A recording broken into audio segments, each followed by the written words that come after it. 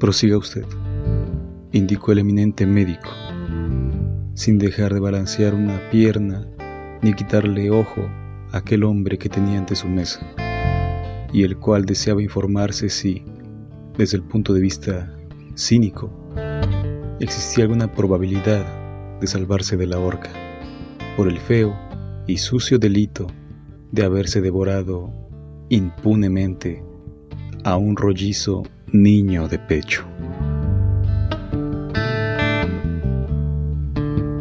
El antropófago, que ocupaba por esos días las principales páginas de los periódicos, acababa de facilitarle al doctor sus datos personales. Tenía 50 años, era casado, sin hijos, representaba una firma de productos químicos y medía 1,70 m. Según podría demostrarlo, había sido, en general, una persona cordial y pacífica, y se le estimaba en todas partes como hombre honesto y caritativo. Disfrutaba de una cómoda posición económica y ocasionalmente efectuaba breves viajes al extranjero, relacionados con su profesión. El doctor había tomado buena nota de todo ello, siempre sin dejar de balancear una pierna, y solicitaba ahora de su cliente que iniciara el relato.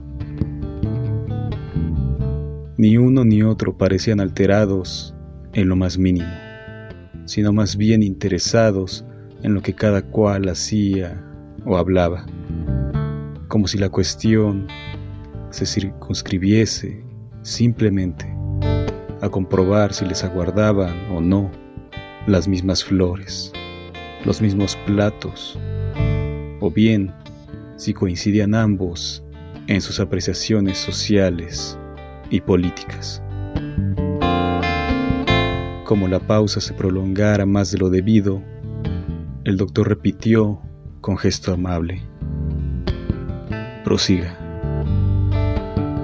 Obedeció su cliente, revelando que la primera señal de todo aquello había sido tan intrascendente y simple que aún hoy se preguntaba cómo le resultaba posible recordarla. Había tenido lugar en un autobús, momentos antes de llegar a su casa. Se había puesto de pie y había sufrido un mareo, un leve vértigo sin importancia, aunque seguido de una rara ofuscación que le había impulsado a dirigirse primero al conductor del vehículo y después al revisor, con objeto de estrecharles la mano y despedirse de ellos cortésmente. Enseguida se había apeado, y eso fue lo más penoso, decía, entre las risas de los pasajeros, que no dejaron de mirarle por las ventanillas hasta que se perdió de vista. No obstante, unos días más tarde, le aconteció lo que él ya consideraba el primer indicio grave. Le habían repetido el mareo y la propia ofuscación en el instante preciso en que se disponía a cruzar una calle. Repentinamente tuvo la impresión de que el piso cedía bajo sus pies y que él comenzaba a sumergirse a toda prisa entre las aguas de un río. Comprendió al punto, afirmaba ahora, que sería menester lanzarse a nado so pena de morir ahogado en el acto. Así lo hizo, y aún tenía muy presente la zozobra con que alcanzó la otra orilla y se sentó después sobre el pavimento, mientras los transeúntes le rodeaban curiosamente para informarse de lo que ocurría. Aquí el doctor le interrumpió con objeto de preguntarle si tenía una idea aproximada acerca de lo que le había provocado el vértigo. Concretamente, sí, por casualidad, tanto en el autobús como al lanzarse a nado, no había visto por alguna parte el cochecito de un niño. En absoluto, doctor, se aprestó a explicar con énfasis el paciente. En absoluto. Por allí no había nada de eso, y de ello estoy perfectamente seguro. Después prosiguió con más calma. En cuanto llegué a casa, le comuniqué a mi esposa que no me sentía bien del todo y que me proponía pasar la tarde en cama. Así lo hice y me quedé dormido. Aquella noche teníamos invitados y me levanté para la cena. Me sentía, sí, un poco maltrecho, pero en ningún momento pude suponer que el malestar tuviese importancia. Mi cena fue muy ligera. Siempre he sido vegetariano, puntualizó. Y nos quedamos jugando al póker hasta la medianoche. Mi esposa, como es de rigor, resultó la única ganadora, pues es, por naturaleza, sumamente hábil con las cartas. Tan luego se retiraron nuestros invitados, procedí a desvestirme y me acosté. Sin embargo, unas horas más tarde, tuve que levantarme de nuevo, pues, por primera vez que yo recuerde, había olvidado mirarme al espejo esa noche, según vengo haciéndolo a diario desde hace un buen número de años. El doctor preguntó, sentencioso, frunciendo disimuladamente el entrecejo, con qué objeto su cliente llevaba a efecto tan enojoso rito. Y el antropófago, sin dudar un momento, explicó, encogiéndose de hombros. Simplemente con el objeto de poder comprobar, a la mañana siguiente, que continuó siendo el mismo de la víspera. El doctor asintió con un gesto y dejó de balancear la pierna para anotar en su libro privado algo que debió juzgar de interés. Adelante, expresó a continuación. Transcurrió más o menos una semana sin que nada normal sucediera. Yo me dedicaba a mi trabajo y mi mujer salía por las tardes para seguir jugando al póker. Pero una noche tuve una desagradable sorpresa. Poco antes de dormirme, y de la manera más inesperada, se me ocurrió decirle a mi mujer: quisiera que para el almuerzo de mañana dispusieras un buen ragú de ternera. Todavía es hoy el día que me pregunto de qué rincón de mi cabeza partió tan extravagante idea. Repito, siempre fui vegetariano y el ragú de ternera lo conocía exclusivamente a través de informaciones de segunda mano. Pero el caso es que lo apetecía. Lo apetecía de tal forma que en aquel mismo momento habría encendido la lámpara y me habría servido una buena ración. Sentí a mi mujer reír de mala gana, asegurando que no estaba para bromas, pues había perdido al póker aquella tarde y, para alivio de males, le habían derramado una copa de vino tinto en el vestido. Pero como yo insistiera en mi empeño, quizá con demasiado ahínco, guardó ella un prolongado silencio y sospeché que me despreciaba. En general, las mujeres, apuntó ya en otro tono, suelen despreciar, por sistema, cuanto dicen y hacen sus maridos. ¿O no lo cree usted así, doctor? El doctor se reservó su opinión e inquirió de su cliente cómo había encontrado el ragú de ternera. Excelente, prorrumpió él con entusiasmo. Excelente y muy apetitoso. No obstante, en los días que siguieron, volví a mi régimen habitual, pero mucho antes de lo que podía esperarse, reincidí en mi capricho. Aunque, a decir verdad, lo que apetecía ahora, y así se lo manifesté a mi mujer, no era ya propiamente el ragú, sino un roast beef a la inglesa, tan alto y rojo como un buen plato de fresas. Mientras lo saboreaba, no dejaba de preguntarme, perplejo, cómo resultaba admisible que, por espacio de tantos años, hubiese permanecido ajeno a tan suculento manjar. Todos los días, a partir de aquella fecha, me fue servido un roast beef, que nunca llegó a parecerme lo bastante oloroso y sangrante.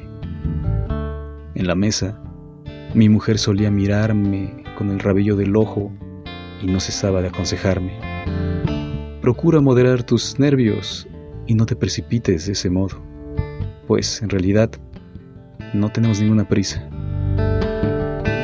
Creo que debía sentirse un tanto confusa y hasta es probable que azorada, pero era tal mi ilusión, el júbilo que me embargaba la vista de aquellas rebanadas sangrantes y aquel jugo oloroso y caliente, que no le prestaba demasiada atención, lo confieso. El doctor volvió a notar algo con su estilográfica y exclamó, como al principio: prosiga. Los vértigos se repitieron, mi memoria se quebrantó temporalmente y comencé a experimentar un vivo desinterés por los productos químicos. En la oficina era víctima de un constante desasosiego y aún más, empecé a mostrar una predilección especial por olores y sabores que en otro tiempo me dejaban indiferente o que incluso me provocaban náuseas. Mi escritura se hizo casi ilegible y, a menudo, erraba en mis cálculos. Temí convertirme en un obseso y pensé tomarme unas vacaciones en el campo. Aquí, el antropófago sonrió con rubor, como ante un recuerdo inconfesable, y expresó en voz mucho más baja: aunque, ¿adivina usted, doctor, qué me impidió ir al campo? El doctor indicó que no tenía la menor idea, y su cliente confesó: ¡qué ridículo! Las vacas. La idea de que tanta hermosa vaca pastando agravaría mi apetito. Enseguida se echó a reír y se puso repentinamente serio. Fue entonces cuando abandoné en definitiva el vegetarianismo y me entregué por entero a la carne. Comprendo, susurró el doctor, y pasó la hoja de su libro de notas. Pero el cliente se había adelantado en su asiento, poseído de tal desazón, que el doctor, con el libro en la mano, se echó atrás precavidamente. Nunca más encontraría ya punto de reposo. Nunca más, doctor. Ahora, rara vez permanecía en casa, dedicado a recorrer la ciudad de un extremo a otro hasta que se hacía de noche. Muchas veces, por no malgastar el tiempo, almorzaba en un restaurante. No me atreví, en un principio, a confesarme lealmente el motivo de aquella peregrinación incesante, de aquellas correrías diarias que me apartaban de mi trabajo y de mis deberes conyugales.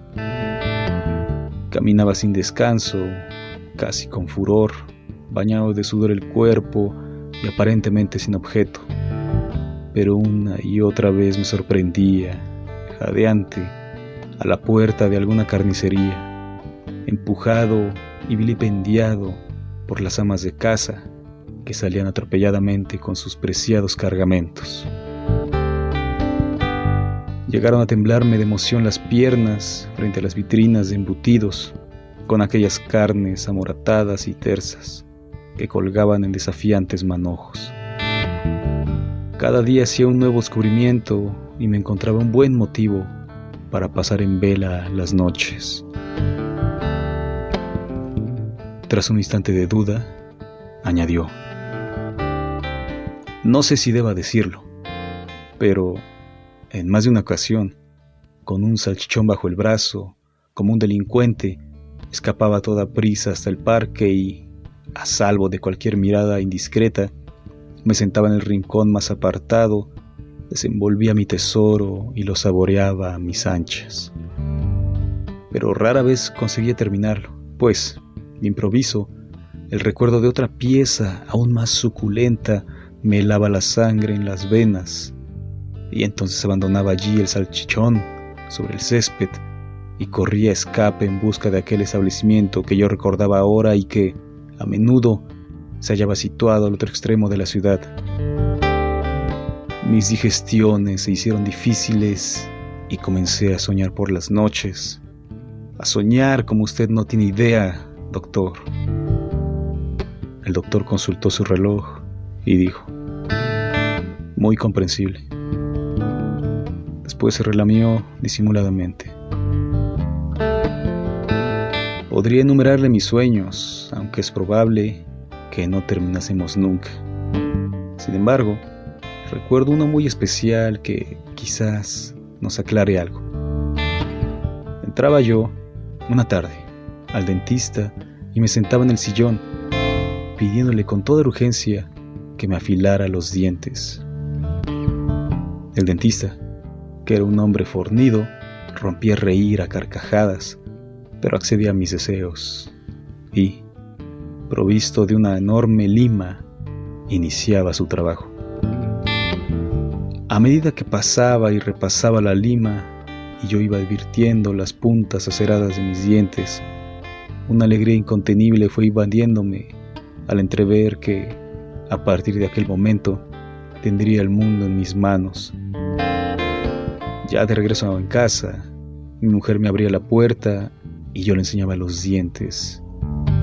Ella daba un paso atrás y exclamaba con cara de susto: nunca lo hubiese pensado. Pero yo me arrojaba sobre ella y la abrazaba y la besaba, arrinconándola contra el muro. ¡Que me lastimas!, gritaba, por fin deshaciéndose de mí, aunque sin dejar de observarme de lejos los dientes. Entonces sonaba el timbre, entraba la policía y me echaba mano. Estaba ya próximo el mediodía y al doctor comenzaba a abrírsele el apetito visiblemente. Parecía ya menos interesado en el relato y lo que balanceaba ahora era su estilográfica negra sobre una hoja de papel en blanco. Allí mismo, sobre su mesa, podía verse un diario de la mañana, en cuyos titulares rojos se daba aviso a los lectores de que el antropófago andaba suelto. Tenemos en nuestra casa una simpática sirvienta, decía ahora el delincuente, una robusta jovencita de carnes duras y sonrosadas, que, al colocar mi plato sobre la mesa, siempre hace pasar frente a mí su rollizo brazo desnudo. Lleva a nuestro servicio 2 años, y jamás, durante ese tiempo, su brazo despertó en mí pensamientos turbios o indebidos. Pero esta vez fue, en realidad, la primera. Mientras colocaba mi plato de sopa, tuve un súbito sobresalto y el primer impulso serio de cometer un desaguisado. Sí, pensé en tal momento, ¿y si me decidiera? Creo que debo decidirme cuanto antes. El doctor aguardó pacientemente que su cliente explicara en qué consistía aquel desaguisado, pero este guardó tan largo silencio que el doctor se resolvió a preguntar por su cuenta si lo que, de hecho, había pretendido era darle un buen mordisco a la sirvienta. El aludido bajó la cabeza y asintió con cierta humillación. Enseguida adoptó un aire más familiar y prosiguió su relato, que ya para aquellas horas empezaba a hacerse dramático. Cucharada tras cucharada, fui terminando la sopa, aunque sin conseguir olvidar del todo aquel brazo rollizo que no tardaría en aparecer de nuevo para retirar el plato. Así fue. El brazo cruzó ante mí, me rozó casi los labios, se llevó el plato consigo y yo debí perder el conocimiento. Cuando volví en mí, me hallaba tendido en la cama y escuché la voz de nuestro médico de cabecera, quien me recriminaba diciendo: «Trabaja usted con exceso y se alimenta peor que un ratoncito». Fueron pasando los días sin que yo experimentara interés alguno en salir de casa. Me entretenía ahora en observar a la sirvienta ir y venir de un lado a otro, exhibiendo sus brazos desnudos. Había algo reprobable en todo esto. Nunca dejé de comprenderlo, pero muy apetitoso y que estimulaba mis jugos gástricos. Mis sueños se hicieron ya más frecuentes y, en ocasiones, vergonzosos, pues no se trataba ahora de un trozo de salchichón o de una pierna de cordero lo que me torturaba en ellos, sino de grandes racimos de mujeres desnudas que se removían en el fondo de unas monumentales ollas hirvientes en las que yo iba derramando puñados de sal. Los miembros de las mujeres burbujeaban con el aceite, en tanto que ellas no cesaban de gemir e implorar ayuda, entremezclando sus desnudeces. Pero una y otra vez aparecía en escena mi esposa, quien, al reparar en las ollas, se tapaba la nariz con asco y las echaba a rodar por tierra, haciendo que de entre sus escombros escaparan serpientes de todos tamaños que trepaban en los árboles. En tal instante maldecía a mi esposa y despertaba. Aún despierto, seguía maldiciéndola en voz alta hasta que ella se sentaba en la cama y me pedía, con lágrimas en los ojos, que dejara ya de hablar de frituras. El doctor parecía abrumado y recomendó a su cliente que procurara pasar por alto ciertos pormenores innecesarios. Este le pidió excusas, aunque no consiguió reprimir un leve gesto de disgusto. Fue todo muy bochornoso, confesó, pues mi primera experiencia importante la llevé a cabo justamente con la sirvienta. Ocurrió una tarde que mi mujer había salido a jugar al póker. Me hallaba yo en mi despacho e hice sonar el timbre. Oí que se abría una puerta, pero nadie acudió, de momento. Así que volví a llamar. Por fin escuché unos pasos que se me hicieron eternos. Como había entrado la primavera, llevaba ella un vestido azul muy ligero que le dejaba los hombros desnudos. Tan luego la vi asomar a la puerta, me dije, parece que no ando mal de apetito, y le ordené que me trajese el oporto. ¿Se da usted cuenta, doctor? Deseaba prolongar aún más la espera, hacer de la espera algo realmente emocionante. Salió para regresar a poco. Entonces se aproximó a mí, depositó la bandeja en la mesa y la ataqué. Torpe y atolondradamente, pero la ataqué. Hubo un embarazoso silencio que el doctor supo respetar sin un gesto. ¿En el antebrazo?, preguntó al cabo, dando a su pregunta tal tono de gravedad que hacía ya inútil de antemano cualquier pronóstico posterior. En el antebrazo, admitió el antropófago con ojos brillantes, sin captar, por lo visto, lo crítico de su situación. Realmente era lo que prometía ser lo más suculento y lo que desde hacía varios días venía quitándome el sueño. Mordí una vez, dos, y después solté mi presa. ¿Acaso estuviera demasiado nervioso o no supe obrar con la suficiente energía? ¡Indecente!, la oí chillar como entre sueños. Supe de sobra a lo que se refería, pero no me importó el ultraje. Volví a morder una vez más y ella repitió el exabrupto. Recuerdo que empezaron a brotarle del hombro unas gotitas de sangre, algo realmente insignificante, pero que bastó para que estallara en sollozos. Jamás vi a nadie más compungida ni con una expresión de mayor susto. No supe qué hacer. Mi situación era en alto grado comprometida y deduje que mi mujer no tardaría en conocer la historia. Esto fue lo más deprimente de todo y lo que me hizo sentirme más desventurado. Cogí la botella de oporto y me serví. Ella se fue dando traspiés y cerró tras sí la puerta.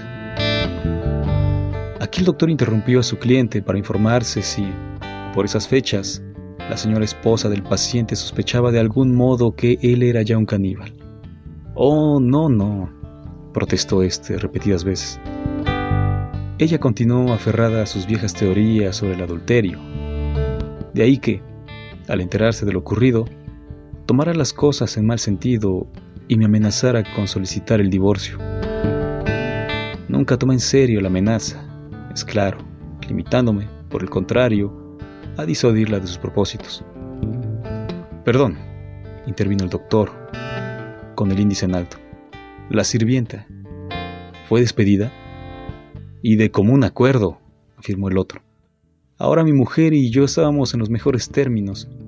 Salíamos juntos todas las tardes y, si disponía yo de tiempo, la acompañaba a hacer sus compras. También le hacía el amor con mayor frecuencia. Curiosamente, fue la época más feliz de nuestro matrimonio y, por así decirlo, la más delirante.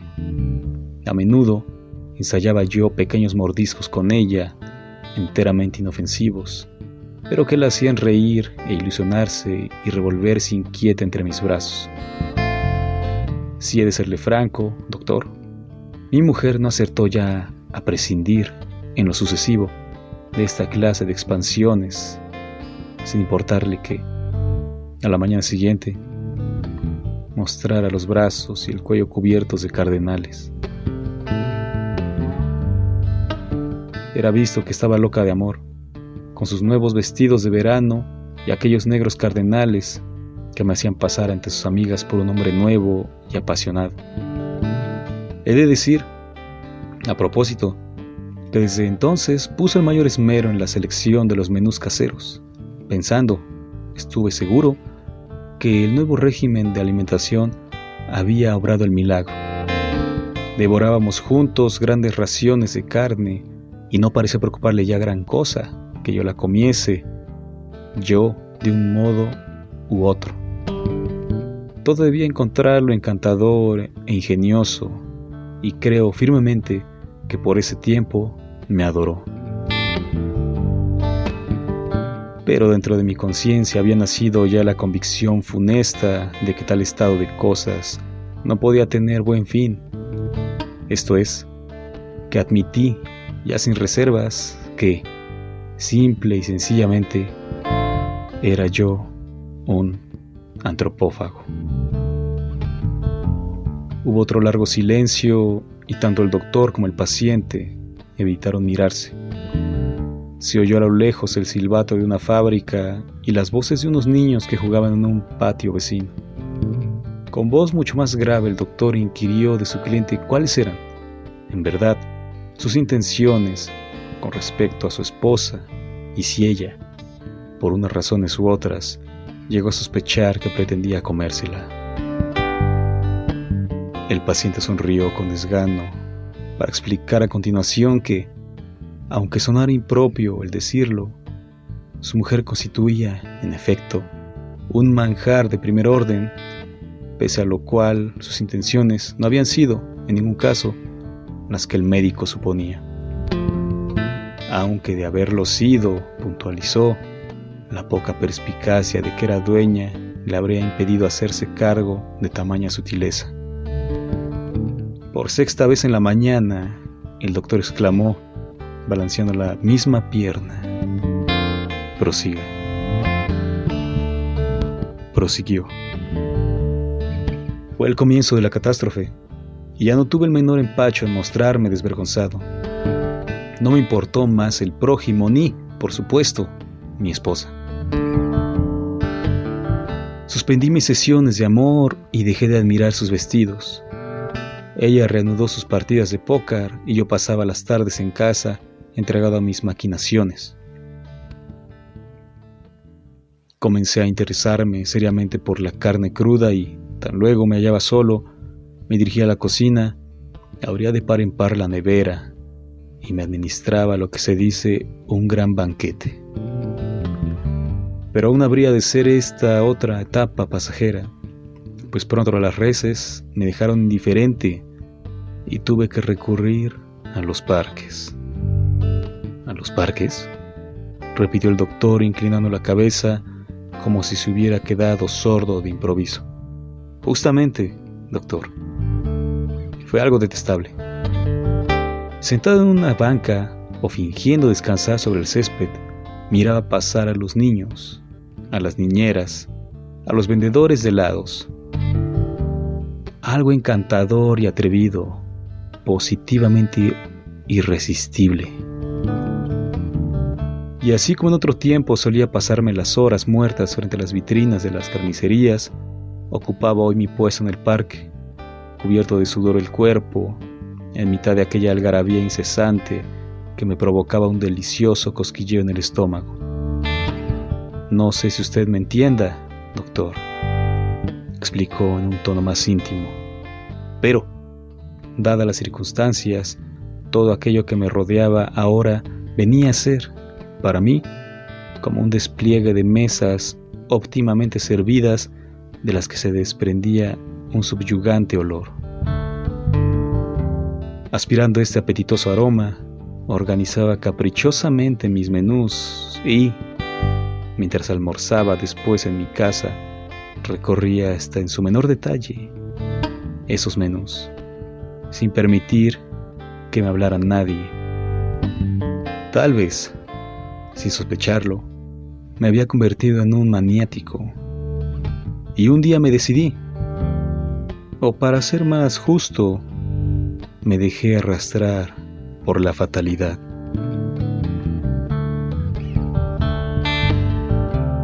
Hubo una nueva interrupción, pues el médico no pareció muy convencido de la fatalidad que había arrastrado a su cliente a la consumación del delito, ya que habían sido encontrados por la policía, cerca del lugar donde se cometió el rapto, un tenedor y un cuchillo, e incluso una servilleta desplegada sobre el césped, más una botella de vino. El antropófago sonrió con amargura y se contempló las manos. Simples fantasías de mi parte, doctor. Simples juegos de la fantasía. Puesto que supe muy bien, desde el principio, que no llegaría a utilizarlos nunca. Pensando, probablemente, en lo difícil que le resultaría a su cliente escapar de la horca, el doctor le ofreció con deferencia un cigarrillo. ¿Fuma usted?, preguntó, pero el caníbal no se dio por enterado. Fue en la tarde del 16 de octubre y hacía un sol maravilloso. Al extremo de una calzada del parque había una frondosa glorieta, bordeada de setos. En esa glorieta, que yo frecuentaba a menudo durante mis correrías, solía apostarse, los jueves, una vieja niñera que se entretenía en bordar sobre un bastidor, una vez que había colocado a la sombra un cochecito en el que dormía un gracioso bebé. El bebé era extraordinariamente rollizo, y yo lo recordaba siempre manoteando sin cesar el aire o lanzando pequeños gritos de alegría mientras revoloteaban sobre él los pájaros. No sé si esté bien el decirlo, pero era una suculenta pieza, tras la cual se me iban los ojos desde hacía unas semanas. El vaivén del cochecito y aquellos provocativos gritos, hinchando los carrillos, me perseguían por las noches. Era algo arrebatador, en lo que no dejé de pensar ni por un momento. Aquella tarde la niñera no bordaba, sino que acababa de dormirse con las manos sobre sus faldas.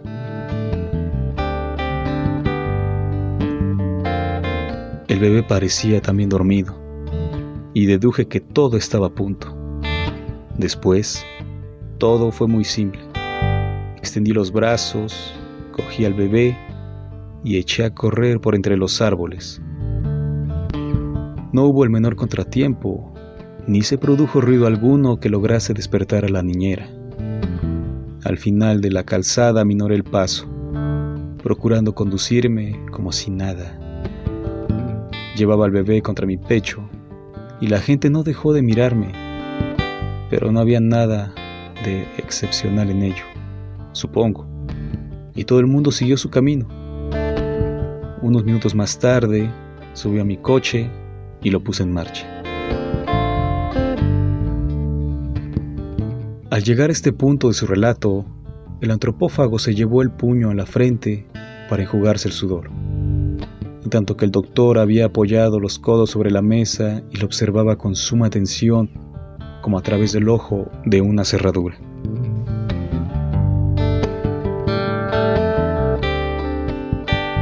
Había rentado previamente un modesto apartamento, continuó aquel, y conduje allí al bebé, depositándolo sobre una cama. Había empezado a llorar. Sin pérdida de tiempo, me dirigí a la cocina con el propósito de encender la estufa, pero había olvidado los fósforos en el parque y tuve que salir urgentemente a comprar otros. En la cocina guardaba yo, desde la víspera, todos los ingredientes imaginables, puesto que era todavía la hora en que no me había decidido por ningún estilo especial de condimento. Tenía manteca en abundancia, sal y pimienta en polvo, trufas y pepinillos en vinagre, cebollas, guisantes, zanahorias y una latita de espárragos. Mientras se calentaba el horno, me asomé un rato a la ventana. Propiamente hablando, no me encontraba nervioso, sino indeciso y hambriento. Comenzaba a oscurecer. Transcurridos los minutos del ritual, quise cerciorarme de que el horno estaba al corriente. Como así fue. Entonces me encaminé a la alcoba, cogí al bebé entre mis brazos y lo desnudé. Era algo incomparable. Puede creerme usted, doctor, y muy prometedor, desde luego. Pues, como usted debe saber, para que un asado resulte jugoso e indispensable ante todo, que la pieza sea lo más tierna posible, a lo sumo de 6 meses o 1 año de edad. Había optado, a la postre, por un fino asado a la Royal, y procedí a prepararlo. El bebé se resistía y no cesaba de llorar. En cambio, probó a sonreír con malicia cuando le coloqué en la boca un espárrago que empezó a chupar ávidamente. Terminada mi labor, abrí el horno. El horno estaba a punto y recuerdo que me quemé un dedo. Enseguida introduje allí al bebé y cerré con cautela la puerta. No le sentí llorar más. Muy pronto se esparció por la casa un olor grato y penetrante que me obligó a recostarme en la cama. 2 o 3 veces volví a la cocina y entreabrí el horno. Había empezado a dorarse y el aroma del laurel invadía ya las habitaciones. Cerré, pues, todas las ventanas y media hora más tarde había concluido de poner la mesa. Me até la servilleta al cuello. En la mesa había una botella de Borgoña y una buena ración de pan. Fue muy sensacional el momento en que deposité el asado sobre la mesa, pues, a través de los cristales de la ventana, penetraron los últimos rayos del sol y todo se volvió, de pronto, más dorado y opíparo, más incitante. Me serví una copa de vino y la fui bebiendo a pequeños sorbos. A continuación tomé el cuchillo y procedí con el mayor cuidado a cortar la primera rebanada. Sin embargo, aquí el doctor, intempestivamente, interrumpió a su cliente con gesto ansioso para hacer algo que nunca jamás en su vida debería haber hecho. Algo de todo punto imperdonable y de lo que inútilmente habría de arrepentirse más tarde. Hizo sonar 3 veces el timbre y ordenó con voz trémula a la enfermera que le trajera, a la mayor brevedad posible, un par de huevos fritos con tocino, un cochinillo al horno con ensalada, media botella de vino y un helado de vainilla. Tenía el rostro bañado en sudor y, por lo que dio a entender a las claras, acababa de perder el dominio sobre sí mismo. Eso decidió su suerte. Continuaba aún el detective su relato, y decía ahora, relamiéndose de gusto, bien seguro ya de su triunfo: como le venía diciendo, doctor, comprendí que la ración sería excesiva, y fue por ello que me limité precavidamente a cortar tan solo unas cuantas rebanadas, a fin de guardar el resto para el día siguiente. De suerte, pues, que me levanté de la mesa y fui en busca de una segunda salsera, donde fui vertiendo el jugo que me pareció razonable.